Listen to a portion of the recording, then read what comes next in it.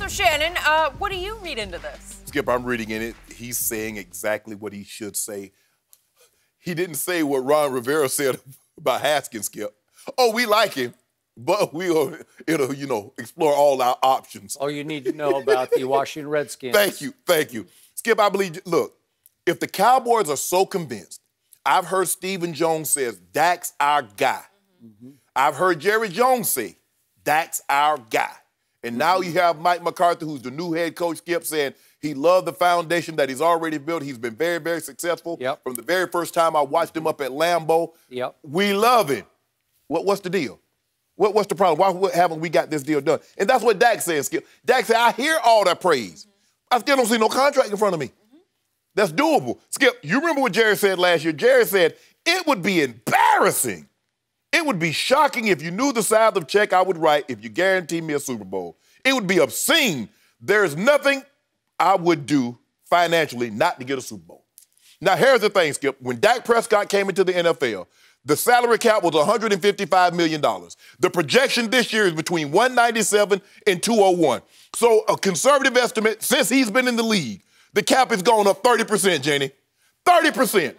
Now, if Dak is what you believe he's going to be, Skip, how much is too much for a Super Bowl? Now, Jerry said, we haggling, I believe we're haggling over a few more $1 million guaranteed per year. So I think that's where the holdup is, Skip. Not that, sure, Dak wants $40 million to be the first $40 million guy. Skip, we can make anything look good on paper. Mm-hmm. But, you know how we got to do these contracts. We got to weed through all that stuff and say, okay, once we get past the fluff, how does the cake taste? Yeah, it got nice icing, Jenny, got these figures on top, but does the cake taste good? Dak wants to know, how much of this real money am I actually getting? Oh. So for me, it makes no sense if you believe Dak is the guy that can win you Super Bowl. And Skip Bayless tells me Super Bowls. Sure. Is $38, $40 million too much? For the sake of let's say, I'm going to be conservative, Skip Bayless, because you say he's Brady-esque. Let's just say over the next 15 years, the Brady-esque quarterback gets you 3 Super Bowls. So I'm saying he's half a Brady. Mm. Is $40 million a year too much, Skip?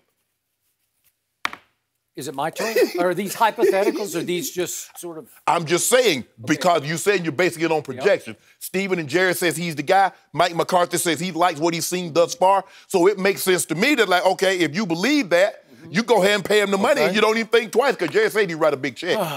My turn. Thank you very much. Here we go. Here's what just happened. I believe that Jerry Jones and Stephen Jones handpicked Mike McCarthy as a perfect fit for them as a new partner in crime. I think they found in their, long into the night to the early morning session with him at their mansion in Highland Park in Dallas, Texas, that he's one of them. He's a bird of their feather. He's a beer and nachos all night kind of guy.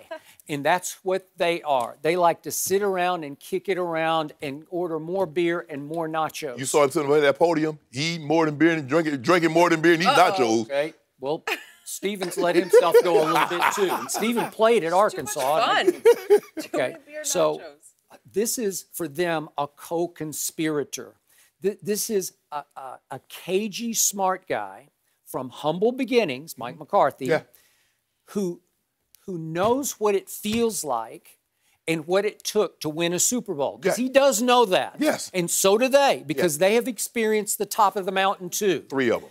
And they all came from little beginnings to big achievements. So they relate there because they know the ropes and they know how to play the angles. So I believe that Jerry suggested, or maybe even ordered Mike McCarthy, as they went to the combine for him to do his first big media session with all the reporters post-intro press conference, you be the good cop this time, because we've got to hang in as the bad cops here. But you take a shot that we can't take because you appeal to that young man's football ego. And he has a huge football, or let's take the ego out of pride. Appeal to his football pride, right? Better. Okay.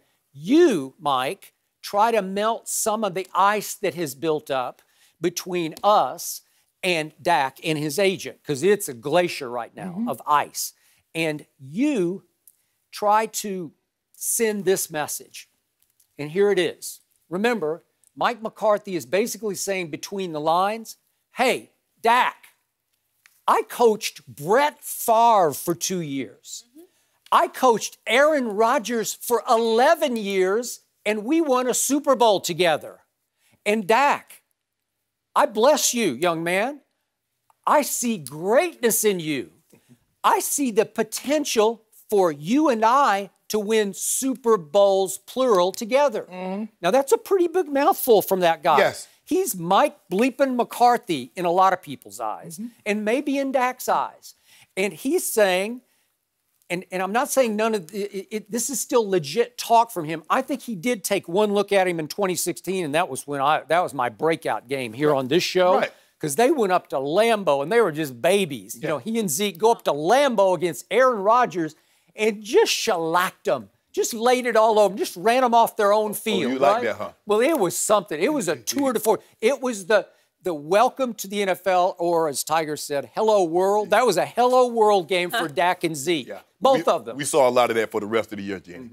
Well, you did. They went 13-3. You kept pulling it They up. went 13-3. You kept pulling it up every time okay. I would say Dak played bad. You look at what he did to Aaron Rodgers. Heck, they beat Aaron Rodgers in a playoff game until he stole it back thanks to his kicker, Mason Crossbar. Well, he did. They stole it. They had him beaten. You never had the lead in that game, though. It was 31-all. We were down 21-3, and my quarterback just sucked it up and lifted them back into the game at 31-all. Empty calories. Okay, empty. 31-31 is not empty to me. I'm sorry. That's pretty full. Thank you.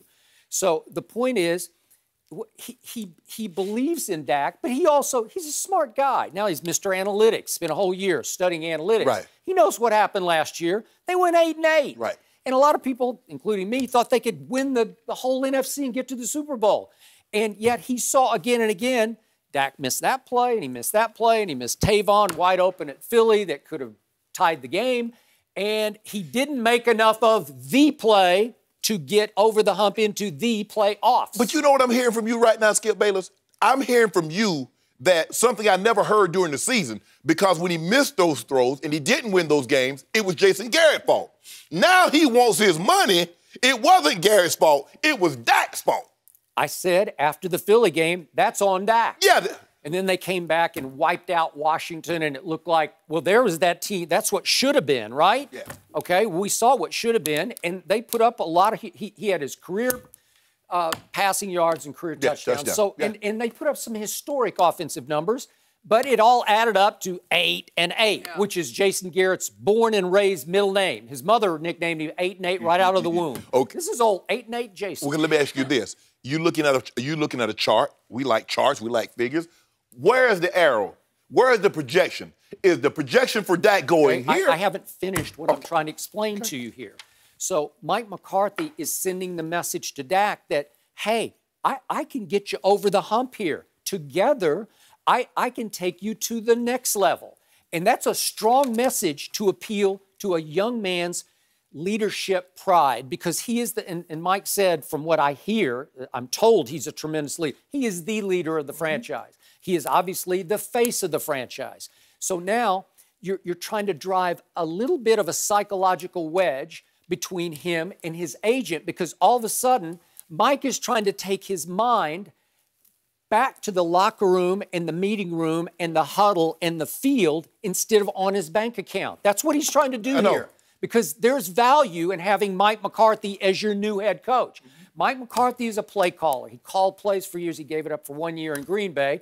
Now he's going to let Kellen Moore try. I'm going to be wait and see on that one. We'll see how long that lasts.